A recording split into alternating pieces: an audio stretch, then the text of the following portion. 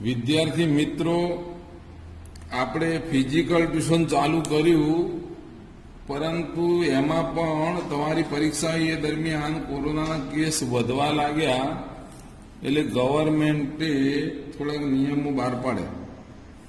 પણ આપણે એ નિયમોને ધ્યાનમાં રાખીને ક્લાસ ફિઝિકલ ચલાવવાનું છે. એટલે કે કહેવાનો ભાવ થયો કે સોશિયલ ડિસ્ટન્સ, રસ્તામાં આવતા જતા કોઈને મળવું નહીં, પોતાની જાતે ધ્યાન રાખવું, માસ્ક પહેરવું, સેનેટાઈઝ ક્લાસમાં આવે એટલે ત્યાં ઓફિસમાં પડેલું છે એમાંથી કોઈ માણસ લગાવે એટલે હાથે યાદ રાખીને લગાવી દેવું. બરાબર છે? એટલે હાલ જે પરિસ્થિતિ છે એ પરિસ્થિતિ પ્રમાણે કોરોનાના કેસ વધે છે, પણ એ જે ટોળામાં શાકભાજી લેવા જાય છે, બજારમાં ખરીદી કરવા જાય છે, લોકો બહાર ધ્યાન નથી રાખતા, ત્યાં દરેક પ્રકારની પબ્લિક આવતી હોય છે. એટલે એના કારણે આ પોસિબલ છે કોરોનાના કેસ એમને લાગુ પડે. આપણા ક્લાસમાં લગભગ આવવાવાળા છોકરાઓ સારા ઘરના વ્યવસ્થિત સ્વચ્છતાનું પાલન કરવાવાળા હોય, એટલે આપણા ત્યાં કોરોનાના કેસ ક્લાસમાં શક્યતાઓ ઓછી હોય બનવાની. એટલે આપણે એવું બધી ચિંતા કરવાની જરૂર નહીં કે કોરોના થશે તો આપણે શું કરીશું. બરાબર? એ આ ઉંમરે, તમારી ઉંમરે એક તો પ્રમાણ પણ ઓછું છે, અને પાછું આપણે સાવચેતી રાખીને આપણી જાતને સાચવીએ તો કોઈ પ્રોબ્લેમ ના આવે. પણ જો કોરોના કરીને બધા જ ધંધાઓ ને બધા જ જગ્યાએ આજે ચૂંટણીઓ પણ ચાલે ને મેળાવડાએ ચાલે ને બધું પોતપોતાનું બધા કરે છે. આજે કોઈની બર્થડે પાર્ટી હોય, નેતા હોય કે પછી એના છોકરા હોય કે પછી કોઈ સારો પહોંચેલા આગળ પહોંચવાળો માણસ હોય, એના ત્યાં બર્થડે પાર્ટી હોય તો ઉજવે. આપણે એમાં નહીં પડવું કે એમાં ભેગા થયા હતા કે નહોતા થયા એવું, પણ આપણે એ બાબતમાં તો નહીં ને, ટોળા તો ભેગા કરતા નહીં. તો ભાઈ આપણું જિંદગી, આપણું ફ્યુચર બનાવવા માટે આપણે શું કરવું એ આપણે જોવાની જરૂર છે. નહીં આપણે ટોળામાં ભેગા થવું, આપણે ક્લાસમાં અલગ અલગ સોશિયલ ડિસ્ટન્સમાં બેસવું છે, અને આપણે ભણાવીએ છીએ, ભણીને ઘેર તૈયાર કરવું છે. ઓનલાઈન બાળકોને ખબર બરાબર નથી પડતી, એ તમને ખબર છે, એટલે તો આપણે ઓફલાઈનની જરૂર પડી અને ઓફલાઈન આપણે ભણાવ્યું. અને ભણાવી એમાં મજા આવી, અને છોકરાઓએ એવું કહી દીધું કે સાહેબ ઓફલાઈન ભણાવો તો જ અમને ફાવે અને કોર્સ તૈયાર થાય.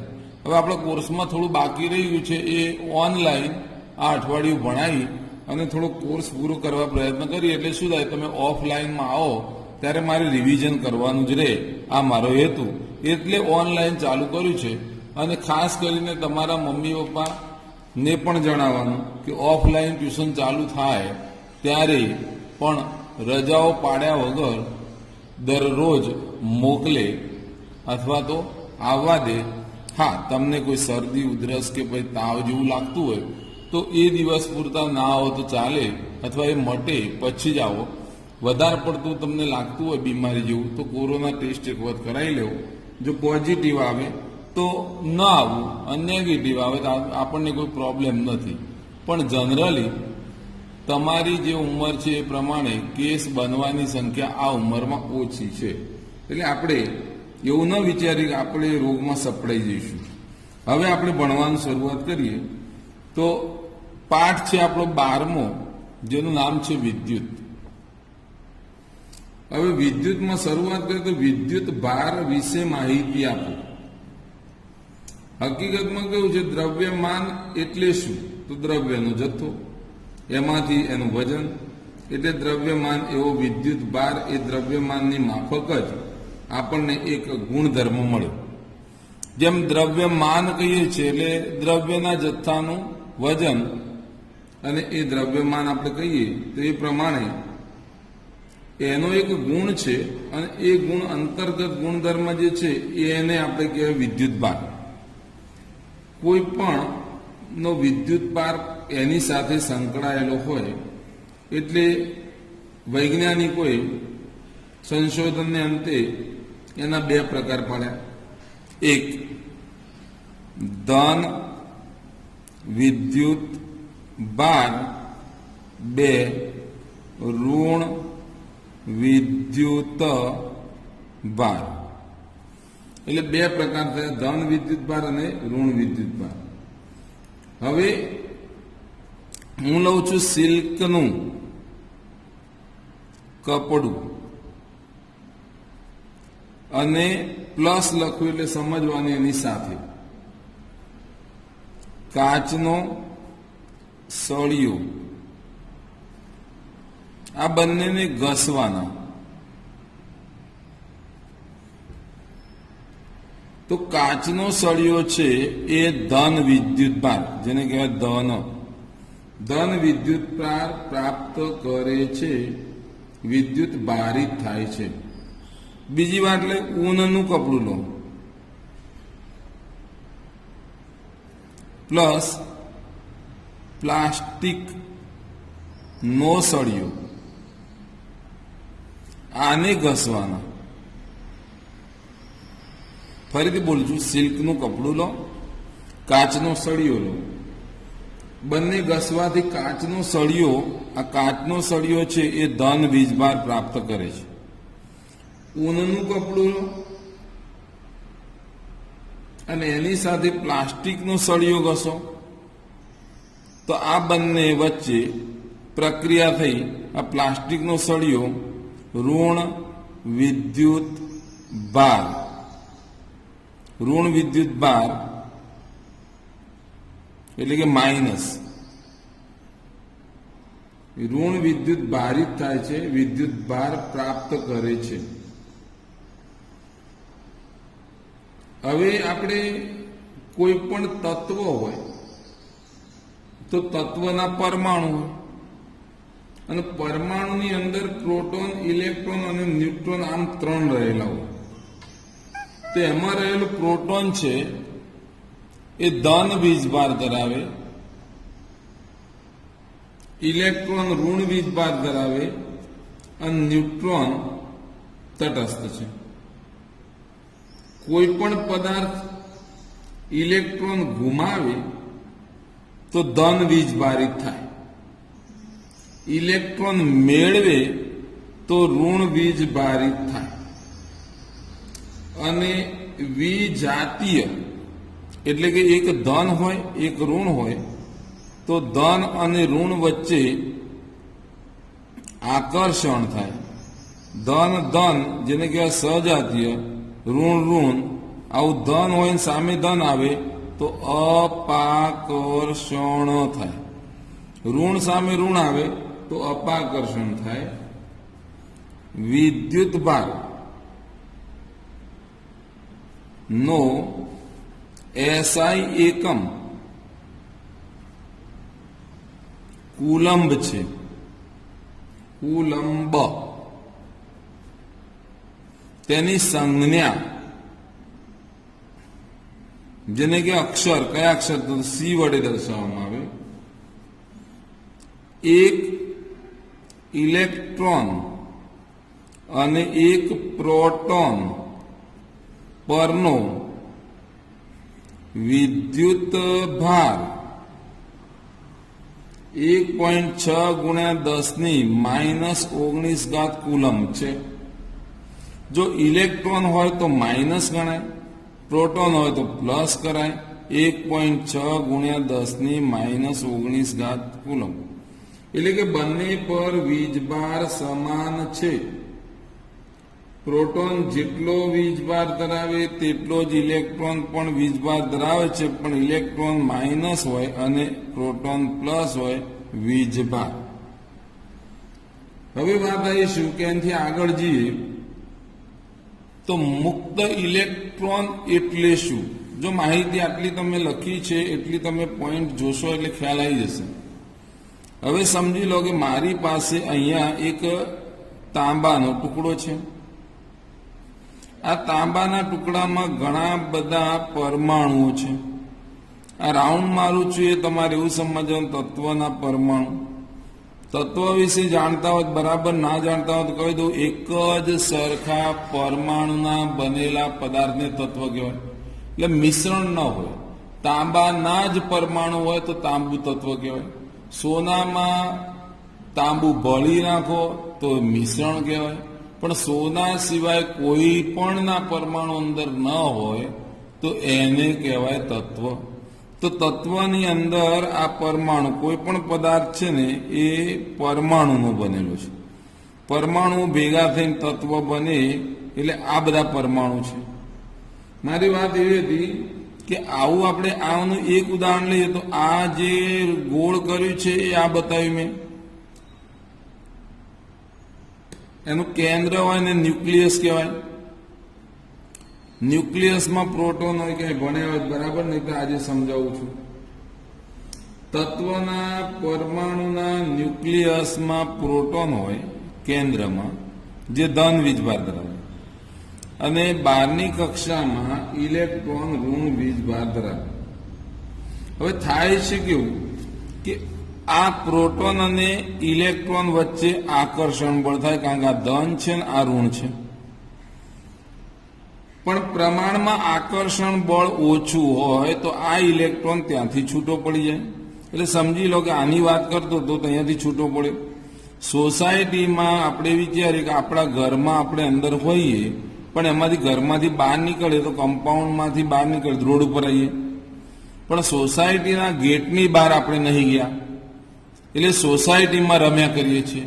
એવી વાત આમાં થઈ કે આ ઇલેક્ટ્રોન છે એ આ પરમાણુમાંથી મુક્ત થયો, પણ એ પરમાણુમાંથી મુક્ત થયો એટલે અહીંયાથી અહીંયા ઇલેક્ટ્રોન ગયો, અહીંયા ઇલેક્ટ્રોન ગયો, એટલે આ જે તાંબાનો ટુકડો હતો એની અંદર આ પિતૃ પરમાણુ જે હતો એમાંથી ઇલેક્ટ્રોન મુક્ત થયો, અને એ ઇલેક્ટ્રોન જે છે એ આ ધાતુના બંધારણની બહાર જતો નથી.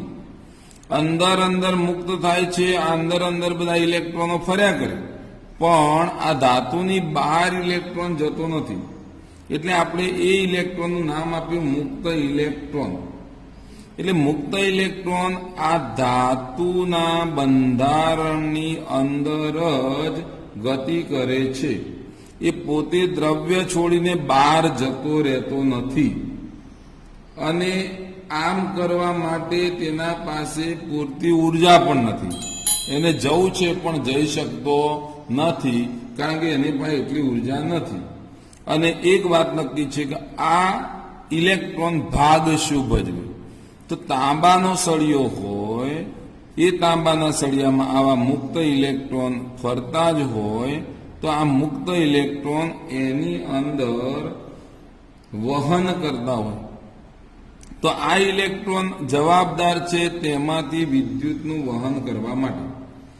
કોઈ પણ પદાર્થમાં વિદ્યુત પ્રવાહનું વહન ખૂબ સરળતાથી થાય તે માટે જવાબદાર છે કોણ? ઇલેક્ટ્રોન.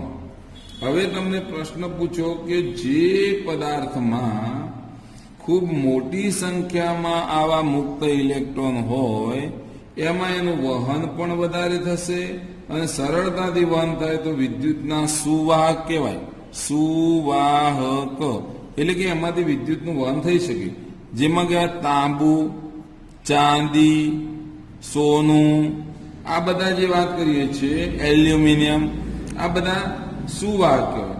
હવે જે પદાર્થમાં આવા મુક્ત ઇલેક્ટ્રોન હોતા જ નથી, જેને કહેવાય ગેરહાજર હોય છે, એટલે કે વિદ્યુત પ્રવાહ વહેવા માટેના ઇલેક્ટ્રોન હોતા જ નથી, મુક્ત ઇલેક્ટ્રોન ન હોય તો એ વિદ્યુત પ્રવાહનું વહન પણ કરી શકે નહીં, અને એટલે એ વિદ્યુતના કહેવાય અવાહક. અવાહક. અને અવાહકમાં આપણે જાણીએ છીએ એક રબર આવે જે વિદ્યુતનું વહન ન કરે, કાચ પણ ન કરે, પછી પ્લાસ્ટિક બોલો તો ચાલે, પ્લાસ્ટિક, આ બધા વિદ્યુતના શું આયા? અવાહક. એટલે સુવાહક ને અવાહક કેવી રીતના બને એ ખબર પડી. આગળ મેં સમજાવ્યું એમાં એક બંધારણ ધરાવતું તાંબાનો ટુકડો લીધો, જેને આપણે ધાતુ કહીશું. ધાતુની અંદર પરમાણુ, પરમાણુમાં કેન્દ્રમાં પ્રોટોન ને બહારની કક્ષામાં ઇલેક્ટ્રોન, અને એના ઉપરથી આપણે લાય કે મુક્ત ઇલેક્ટ્રોન થાય છે, બંધારણ તોડીને બહાર જતા નથી, અંદરના અંદર મુક્ત ઇલેક્ટ્રોન આમ ફર્યા કરતા હોય, તો મુક્ત ઇલેક્ટ્રોન નું વહન એ વિદ્યુત પ્રવાહના વહન માટે જવાબદાર છે. જેમાં મુક્ત ઇલેક્ટ્રોન વધારે તેમાં વિદ્યુતનું વહન વધારે, મુક્ત ઇલેક્ટ્રોન ઓછા વિદ્યુતનું વહન ઓછું. મુક્ત ઇલેક્ટ્રોન હોય જ નહીં તો વિદ્યુતનું વહન થઈ શકે નહીં, અને એટલે આ સુવાહક ને અવાહક એવા બે ભાગ પડ્યા. ટૂંકી વાત એવી બની, કોઈ પણ પદાર્થમાં મુક્ત ઇલેક્ટ્રોનનું વહન એ જ વિદ્યુત પ્રવાહના વહન માટે જવાબદાર છે. સમજ્યા બરાબર? હવે આગળ વધીએ. ટોપિક એવો છે કે વિદ્યુત પરિપથ એટલે શું, કળ એટલે શું. હવે બોલું છે, સાંભળજો. કળ એટલે સ્વિચ કહેવાય, અને સ્વિચ એટલે શું થાય? વિદ્યુત કોષ એટલે બેટરી. એટલે સમજી લો કે અહીંયા બેટરી હોય, પોઈન્ટ હોય, અને અહીંયાથી આમ જોઈન્ટ આપીએ, પછી અહીંયા એક ભાગ રાખીએ અને અહીંયા એક બલ્બ રાખીએ. આવો બલ્બ છે, આ જોડાણ આપ્યું. તો અહીંયા આપણે જે ચાલુ બંધ કરવા માટે વાપરીએ, એટલે કે પરિપથના બીજા વિદ્યુત ઘટકો સાથે બેટરી અને પરિપથના બીજા કોઈ વિદ્યુત ઘટકો વચ્ચે જોડાણ કરતી કડી, એ ઘટક, અને એને કહેવામાં આવે કળ. આમાંથી સતત વિદ્યુત પ્રવાહ વહેતો હોય, વહેતો આમ નીકળી જાય તો પરિપથ કહેવાય. વિદ્યુત પ્રવાહનો સતત અને બંધ માર્ગ એને કહેવાય પરિપથ. હવે વિદ્યુત પ્રવાહ એટલે શું તો સમજાવું છું. આ એક તાર છે, સમજો બરાબર. આ એક તાર છે. હવે આ તારના કોઈ આડછેદમાંથી, અહીંયાથી હું કાપી દઉં તો એને કે આડછેદમાંથી એકમ સમયમાં પસાર થતો વિદ્યુત ભારનો જથ્થો એને કહેવાય વિદ્યુત પ્રવાહ. એટલે કે વાહક તાર બોલો તોય ચાલે અને વાહક બોલો તો પણ ચાલે. વાહકના આડછેદમાંથી એકમ સમયમાં પસાર થતો વિદ્યુત ભારનો જથ્થો એને કહેવાય વિદ્યુત પ્રવાહ. હવે મારે સમજાવવા માટે એક આકૃતિ દોરીને સમજાવવું એ પડે કે આપણે અત્યારે વિદ્યુત પ્રવાહ જે છે એને કઈ રીતે સમજીએ છીએ, કઈ દિશામાં લઈએ છીએ. સમજો અહીંયા એ, અહીંયા બી, અને એ અને બી મેં છેડા આપ્યા. નીચે હું આ બેટરી આ રીતે બતાવવામાં આવે. નાનો છેડો બતાવીએ તો ઋણ ગણવાનો, મોટો છેડો ધન ગણાય, પ્લસ માઇનસ. હવે અહીંયા હું વાત કરું છું, એમાં આ રીતે ટપકા જે કરેલા છે એની અંદર હું માઇનસ બતાવું, એટલે તમારે એવું સમજવાનું કે ઇલેક્ટ્રોન છે. ઇલેક્ટ્રોનનો વીજભાર ઋણ હોય છે. હવે હાલ વાત કરી એ પ્રમાણે વિદ્યુત પ્રવાહ કોને કહેવાય? તો વાહકના કોઈ પણ આડછેદમાંથી, આના આડછેદમાંથી એકમ સમયમાં પસાર થતો વિદ્યુત ભાર નો ચોખ્ખો જથ્થો એને કહેવાય વિદ્યુત પ્રવાહ. વ્યાખ્યા લખવી એટલે લખી શકાય કે વાહકના આડછેદમાંથી એકમ સમયમાં પસાર થતા વિદ્યુત ભાર ના ચોખ્ખા જથ્થાને વિદ્યુત પ્રવાહ કહે છે. હવે આ ટોપિક બરાબર સમજવા માટે આકૃતિમાં બરાબર નજર હોવી જોઈએ. જૂના જમાનાની વાત છે.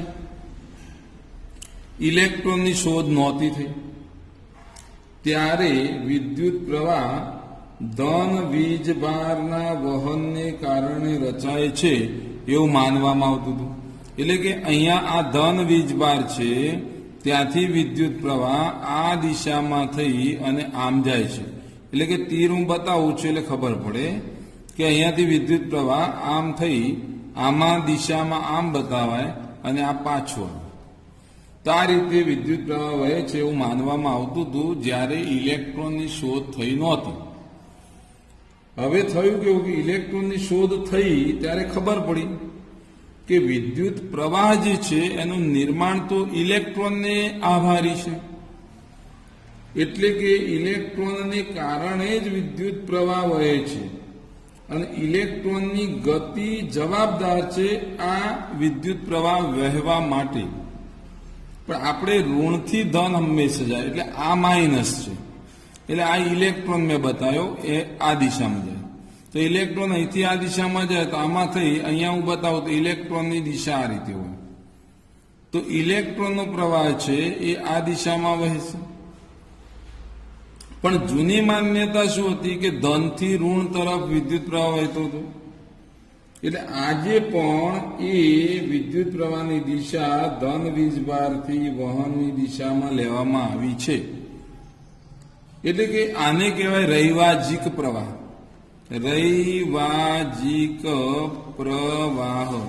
રૈવાજિક એટલે આપણા બાપ દાદાઓથી જે રિવાજ આવતો હોય એવા અર્થમાં કહી શકાય કે રૈવાજિક પ્રવાહ એ ધનથી ઋણ દિશામાં જ લેવામાં આવે છે. હવે ઇલેક્ટ્રોનની તો શોધ થઈ ગઈ. રૈવાજિક પ્રવાહની દિશા આજે પણ આપણે ધનથી ઋણ લઈએ છીએ, પણ ઇલેક્ટ્રોનની દિશા ઋણથી ધન છે. એટલે વિચારમાં પડી ગયા કે ઇલેક્ટ્રોન વહન પામે ઋણથી ધન અને રૈવાજિક પ્રવાહ લઈએ ધનથી ઋણ.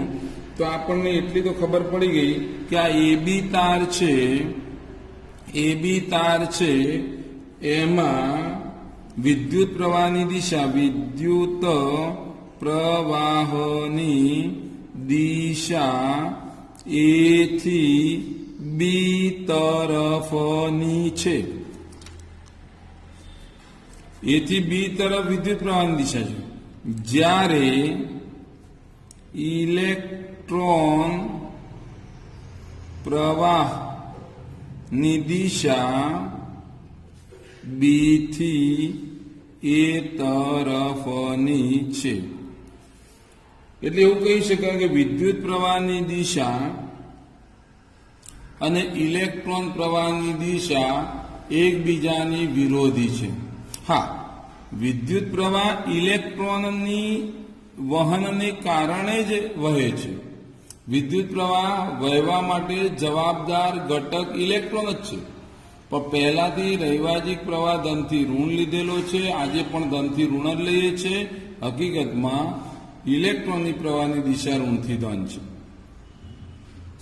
હવે આપણી વાત આવીશું એનાથી આગળ કે ભાઈ આ તમે કહ્યું એ પ્રમાણે વ્યાખ્યાયિત કરવું હોય તો શું કરીએ? તો વિદ્યુત પ્રવાહ, વિદ્યુત પ્રવાહ, વિદ્યુત પ્રવાહનું સૂત્ર, પછી વ્યાખ્યા, એકમ, અને આ એકમ જે છે એને પણ વ્યાખ્યાયિત કરવો છે. તો આપણે તો હાલ ભણે એ પ્રમાણે આ તાર છે, આ તારનો અહીંયા આડછેદ હોય તો વાહકના આડછેદમાંથી એકમ સમયમાં પસાર થતા વિદ્યુત ભારના ચોખ્ખા જથ્થાને વિદ્યુત પ્રવાહ કહે છે. આ પહેલા વ્યાખ્યા આવડી જોઈએ. વાહક તાર કે વાહકના આડછેદમાંથી એકમ સમયમાં પસાર થતા વિદ્યુત ભારના જથ્થાને વિદ્યુત પ્રવાહ કહે છે. હવે હું કહું છું કે સમજો કે વાહકના કોઈ પણ આડછેદમાંથી એકમ સમય એટલે ટી સમયમાં વિદ્યુત ભારનો જથ્થો ક્યુ, વિદ્યુત ભાર પસાર થાય. તો વિદ્યુત પ્રવાહની સંજ્ઞા છે I. વિદ્યુત પ્રવાહ I બરાબર Q છેદમાં T, એટલે Q ના છેદમાં T, આવું સૂત્ર આવ્યું. એનથી આગળ વધ્યો, એકમ લાવવો છે, તો I બરાબર Q એટલે કુલંબ અને T એટલે સમય માટે સેકન્ડ. તો વિદ્યુત પ્રવાહ નું એકમ કુલંબ પ્રતિ સેકન્ડ બને. પરંતુ વૈજ્ઞાનિકના નામ પરથી આંદ્રે મારી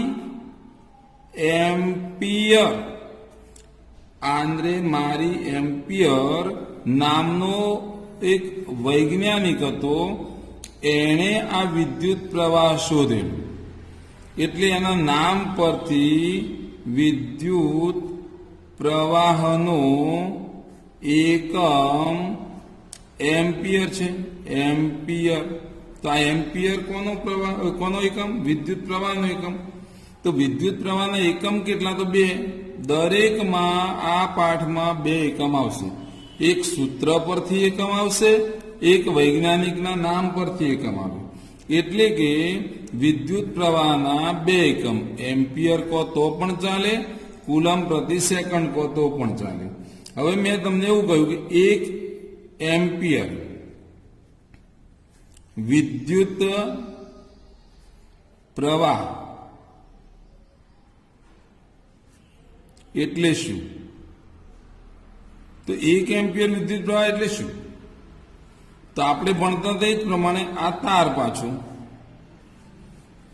વાહક તારનો આડછેદ, અને આડછેદમાંથી 1 સેકન્ડમાં 1 કુલંબ વિદ્યુત ભાર પસાર થાય.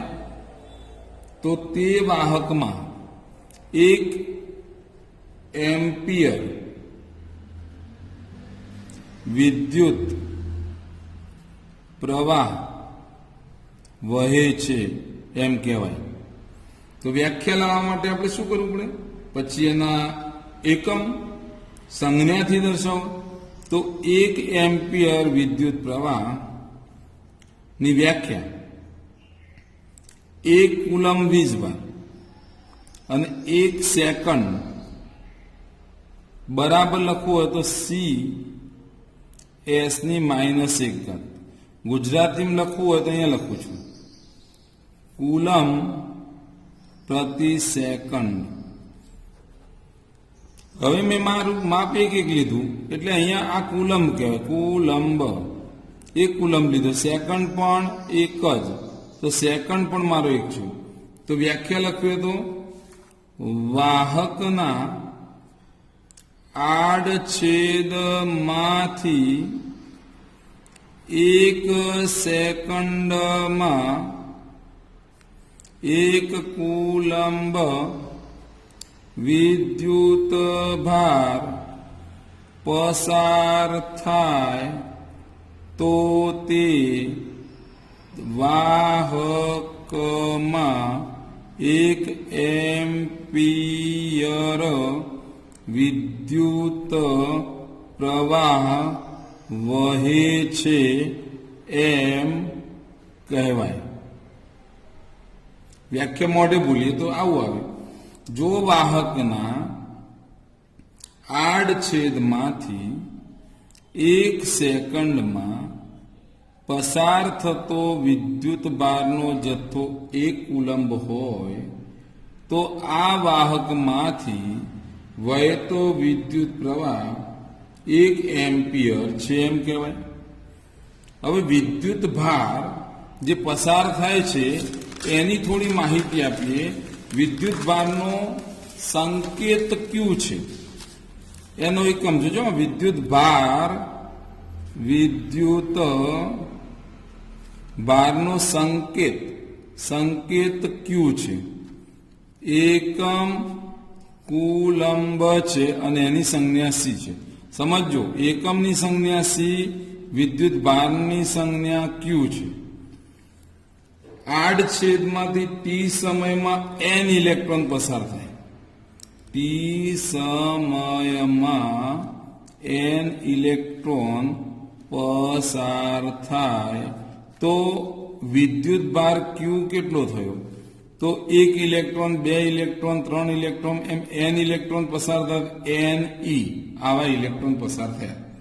એટલે વિદ્યુત ભારનો જથ્થો ne કહેવાય. જો વાહકના કોઈ આડછેદમાંથી ટી સમયમાં n ઇલેક્ટ્રોન પસાર થતા હોય તો આડછેદમાંથી પસાર થતો વિદ્યુત ભારનો જથ્થો q બરાબર ne થાય. હાલ આપણે ભણી ગયા એ પ્રમાણે વિદ્યુત પ્રવાહ I બરાબર q અપોન ટી. તો q ની જગ્યાએ ne લખી શકાય, છેદમાં ટી. તો આ પણ એક સૂત્ર બન્યું. જો ઇલેક્ટ્રોનની સંખ્યા શોધવી હોય, n ની સંખ્યા શોધવી હોય તો આ સૂત્ર આવી શકે. આપણે અત્યાર સુધીમાં જે ભણ્યા છે એમાં કેટલાક મિલી એમ્પિયર, જેને કહે 1 MA. હવે અહીંયા ચોખવટ કરીએ, વિદ્યુત પ્રવાહનો સંકેત I છે, એકમ એમ્પિયર છે અને એની સંજ્ઞા એ છે. સમજો, એમ્પિયરની સંજ્ઞા એ, પ્રવાહની સંજ્ઞા I. અહીંયા લખું તો ખબર પડે, વિદ્યુત પ્રવાહ, વિદ્યુત ભાર, અહીંયા એકમ, અહીંયા સંજ્ઞા. જોજો, વિદ્યુત પ્રવાહની સંજ્ઞા I, વિદ્યુત ભારની સંજ્ઞા Q, એકમ એમ્પિયર, એકમ કુલંબ, એમ્પિયરની સંજ્ઞા એ, કુલંબની સંજ્ઞા સી. હવે બરાબર ખબર પડી ગઈ છે. પ્રવાહની સંજ્ઞા I, તેનો એકમ એમ્પિયર અને એની સંજ્ઞા એ. એમ્પિયરની સંજ્ઞા એ, પ્રવાહની સંજ્ઞા I. વિદ્યુત ભાર Q, કુલંબ, એકમ અને સંજ્ઞા સી. આટલી માહિતી આપી. નાના મોટા એકમનો વચ્ચેનો સંબંધ શું છે હું લખું છું. 1 MA એટલે મિલી એમ્પિયર, અને 1 આવું ચિહ્ન મારું આમ અને આવું કરું તો આને કહેવાય માઇક્રો એમ્પિયર. માઇક્રો એમ્પિયર બરાબર કેટલા? તો 10⁻³ એમ્પિયર, અહીંયા 10⁻6 એમ્પિયર. 1 મિલી એમ્પિયર બરાબર 10⁻³ એમ્પિયર થાય. 1 માઇક્રો એમ્પિયર બરાબર 10⁻6 એમ્પિયર થાય. આ વિદ્યુત પ્રવાહ માપવાનું એક સાધન છે. વિદ્યુત પ્રવાહ માપવાનું સાધન, એનું નામ છે એમીટર. એનું નામ છે એમીટર. અને એમીટર એમાંથી કેટલા એમ્પિયર વિદ્યુત પ્રવાહ પસાર થાય છે એ માપતું એક સાધન છે. એમીટરમાં જોડાણ હંમેશા શ્રેણીમાં કરવામાં આવે. શ્રેણી સમાંતર એટલે શું? એકબીજાને આમ જોડવામાં આવે તો સમાંતર કહેવાય. આ રીતે આવે તો અહીંયા હોય, એક અહીંયા હોય. પણ જો અહીંયાથી આ વાયરને જોડી પાછો બીજો વાયર જોડવામાં, પાછો ત્રીજો સળંગ જોડવામાં આવે તો આને કહેવાય શ્રેણી જોડાણ. આને કહેવાય સમાંતર જોડાણ. તો આ શ્રેણી એટલે એ મીટર જે છે, અહીંયા શ્રેણી જોડાણ કરવા. એ મીટર જોડો, પછી બલ્બ જોડો, વાયર જોડો, બલ્બ જોડો, ફ્રીજ જોડો, આવું ચાલે. તો ઘરમાં આવતો વિદ્યુત પ્રવાહ માપતું સાધન એ મીટર ગણાય. કેટલા એમ્પિયરનો વિદ્યુત પ્રવાહ વહે છે ઘરમાં એ જાણવા માટે આપણી પાસે આ એ મીટર હોવું જરૂરી છે. જે વાક્ય બોલતો હતો એ ફરીથી બોલું છું. જો વાહકના આડછેદમાંથી વાહકના આડછેદમાંથી 1 સેકન્ડમાં 1 કુલમ વીજભાર પસાર થતો હોય તો તેમાંથી વહેતો વિદ્યુત પ્રવાહ 1 એમ્પિયર છે એમ કહેવાય. આવું કહી શકાય. સમજો છો? અત્યારે આજનું જે લેક્ચર છે એ મોટું લેવું હોય કલાકનું લઈ શકાય, પણ આજે શરૂઆત કરી છે એટલે હું લગભગ 30 મિનિટનું લેક્ચર આપીશ. આજે 30 થી 35 મિનિટનું. બરાબર. કાલે જે લેક્ચર આવશે એ મોટું આવશે, એટલે કે પછી 50 મિનિટ, 45 મિનિટ, 60 મિનિટ એવું આવશે. હવે વાત આવીશું કે ભાઈ આ વાહક તાર છે મારી પાસે. આ વાહક તારમાંથી આડછેદમાંથી 1 સેકન્ડમાં 1 કુલમ વીજભાર પસાર થાય, 1 કુલમ, તો 1 એમ્પિયર વિદ્યુત પ્રવાહ વહ્યો કહેવાય. તો 1 એમ્પિયરમાં કેટલા ઇલેક્ટ્રોન પસાર થતા હશે? તો ભાર એટલે વિદ્યુત ભાર. હવે વિદ્યુત ભારની વાત કરીએ તો આપણે જાણીએ છીએ કે 1.6 ગુણ્યા 10⁻⁹ કુલમ આટલો વિદ્યુત ભાર 1 ઇલેક્ટ્રોન પર હોય એટલે 1 ઇલેક્ટ્રોન લઈને આવે. મારે આ તારમાંથી 1 કુલમ એટલે 1 કુલમ વિદ્યુત ભાર પસાર કરવો છે. તો 83 આવે કે 1.6 ગુણ્યા 10⁻⁹ કુલમ વિદ્યુત ભાર પસાર થાય તો 1 ઇલેક્ટ્રોન ગયો હશે. આમાંથી 1 ઇલેક્ટ્રોન પસાર થાય તો આટલો વિદ્યુત ભાર પસાર થયો કહેવાય. પણ મારે આમાંથી 1 કુલમ વિદ્યુત ભાર પસાર કરવો છે એટલે 1.6 ગુણ્યા 10⁻⁹ 1 ઇલેક્ટ્રોન પસાર. તો આપણી 83 આવે 1.6 ગુણ્યા 10⁻⁹ કુલમ વિદ્યુત ભાર પસાર થાય તો ઇલેક્ટ્રોન 1 ગયો હોય તો 1 કુલમ પસાર થવા માટે કેટલા ઇલેક્ટ્રોન જોઈએ? તો 1/1.6 ગુણ્યા 10⁻⁹ ગુણ્યા 1. અંતે લખો તો 1/16/10 ગુણ્યા 10⁻⁹ બરાબર 10 ગયા ઉપર, અને આ માઇનસ ઘાત છે એને પણ પ્લસ કરવા 19 ઉપર લઈ જવું, નીચે 16 રહે. તો આ 10 હતા, આ 19 ઘાતમાંથી એક 10 લઈ લઉં તો 10⁸ થાય. નીચે કેટલા? 16. તો 100/16 આયા ગુણ્યા 10⁸. તો ભાગાકાર આવે 6.25, આનો ભાગાકાર ગુણ્યા 10⁸ ઇલેક્ટ્રોન. એટલે મારે એવું કહી શકાય કે આ વાહક તાર હતો, એમાંથી 1 સેકન્ડમાં 6.25 ગુણ્યા 10⁸ ઇલેક્ટ્રોન પસાર થાય તો 1 કુલમ પસાર થયો કહેવાય.